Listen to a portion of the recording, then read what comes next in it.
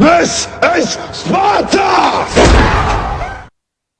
Hi there, it's Del here from Spartan Racing again. So I did get asked a little while ago about doing a follow-up on the Heusinkveld sprints that I got a few months ago. So I received these in February, so it's been about 4 months, and I've been really happy with these pedals. Here they are, mounted in my R-seat N1. Give you a look there. And yeah, they just had to screw in an extra few holes just to get them to fit up, get the plates to fit up, but everything went in fine. I haven't changed anything from the default setups other than turning these around just to give me more area on the actual foot plates. Just they were a little bit high, so I just spun them around. But everything is the same as it came out of the box. I haven't changed any of the rubbers, haven't changed any of the springs. Everything is stock standard. So they have been a real pleasure to own and work exceptionally well with no problems whatsoever. The only things that have been added since then is the Fanatec DD2. I've been really happy with that. I do have the new podium paddles coming that replace the standard paddles, so I should have those well, in a few weeks. So once they come in, I'll have a look at those and maybe do a video on them as well. Oh, and I've got a Oculus S. I replaced my broken Oculus Rift with the Oculus S, and that has been really good as well. I'm actually quite impressed with it. One more thing that's coming is I had on my previous base, on my CSW base, I had these two DSD button boxes. That's one of them there. These went one either side of the wheel, but unfortunately the plates on here don't fit the DD2. So I got in contact with Direct Drive. Sorry, I got in contact with DSD, and they're sending out this whole new section.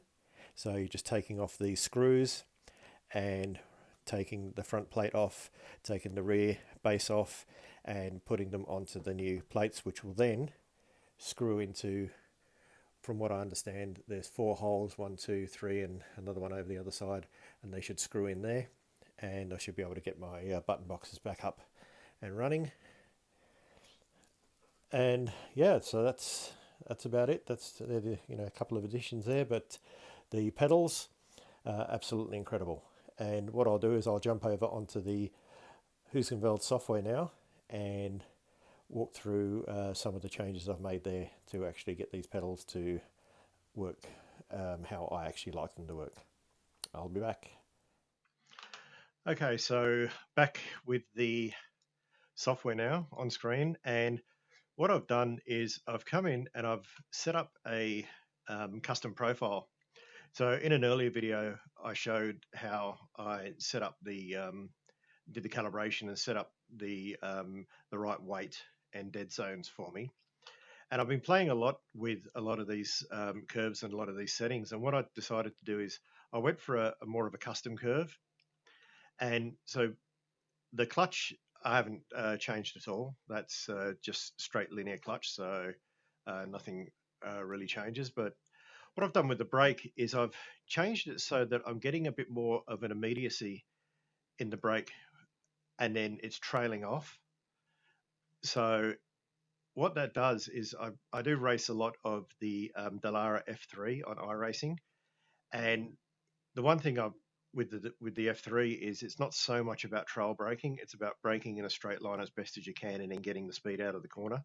So this has really helped me do that.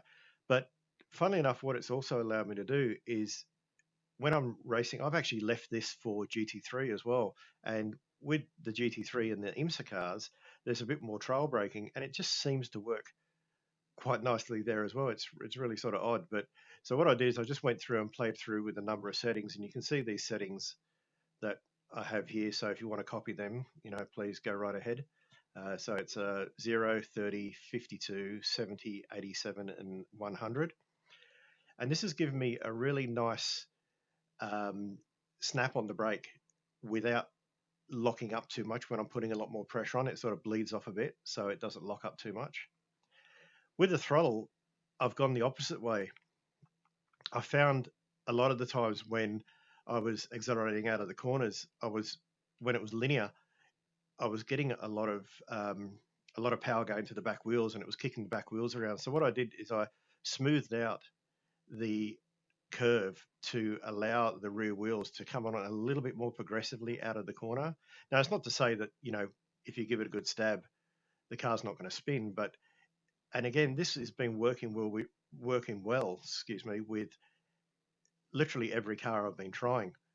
So again, it's not so much about getting as much power out of the corner as soon as you get out. It's this really nice transition of power out and then starting to peak up in around this 80% mark. So again, you'll see my settings here are 0, 11, 29, 52, 80, and 100. So overall, I've actually been really, really happy with the results that I've been getting. Now, this is all, I'm talking iRacing at the moment. Funny thing is when I go into project cars, I haven't been changing this setting at all. And it's been working well in project cars. In R-Factor 2, I did have to add some more brake in software.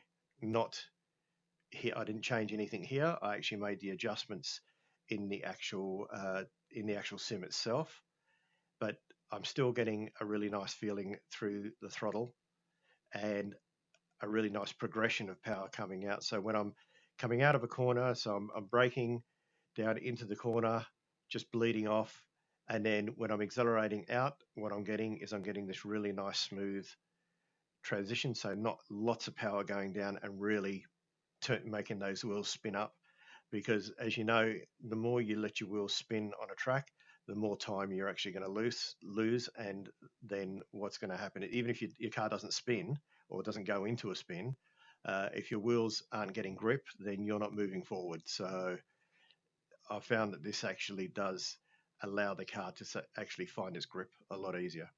So yeah, just if you do have a set of these, have a play around with these curves, and this might be a starting point that you can run to.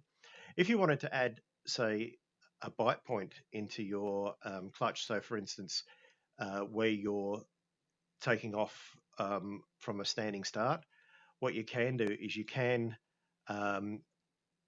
start playing around with some of the changes in the clutch. So to add a bite point, what you really need to do is you need to, I don't know if you can actually click and drag these. No, you can't. So to add a bite point, you need to have a flat point on the actual clutch. So what happens is when you release the clutch, you get this bite point here.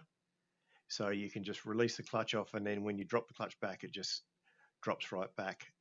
And so that sometimes helps with getting off the line a bit quick. So because you can start accelerating to bring the power up in your car, and then you bring your clutch back, and then boom, your bite point off, and away you go. I don't think it works as well as, say, using the bite point on, say, the McLaren GT wheel that has specific bite points that you can set in, and with the new podium pedals, I know you can set bite points in with the new podium pedals, which paddles.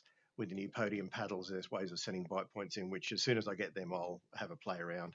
But for the majority of time, with most of the cars that I'm driving, the clutch is hardly ever used, to be honest with you, because it's paddle shift F3s, paddle shift IMSA, paddle shift GT3.